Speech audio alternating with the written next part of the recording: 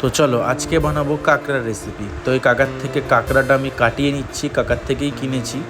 তো তারপর বাড়িতে এসে ভালো করে ধুয়ে নিয়েছি, আর তারপর পেঁয়াজ কেটে নিয়েছি। কড়াই একটু সামান্য তেল দিয়ে হলুদ নুন দিয়ে কাঁকড়াটাকে ভালো করে বেশ ভেজে নিচ্ছি। তারপর ওই তেলের ভেতরেই আরেকটু তেল দিয়ে পেঁয়াজটাকে ভাজছি লাল লাল করে, দেখতেই পারবে 70% পেঁয়াজটা ভাজা হয়ে গেলে তার ভেতরে আদা, জিরে, রসুন, টমেটো, পেঁয়াজ আমি সব কিছু পেস্ট করে নিয়েছি, সেটাকেই সেই মশলাটাকেই দিয়ে দিলাম। কড়াইয়ে ভালো করে কষালাম, তারপরে নুন, হলুদ, কাশ্মীরি লঙ্কার গুঁড়ো দিয়ে দিলাম কালারের জন্যে। মশলা থেকে হালকা হালকা করে তেল ছেড়ে আসবে যখন, তখন আমাদের কাঁকড়াটা দিয়ে দিতে হবে। ততক্ষণ উনুনের আঁচটা কমিয়ে ভালো মতো কষাতে হবে।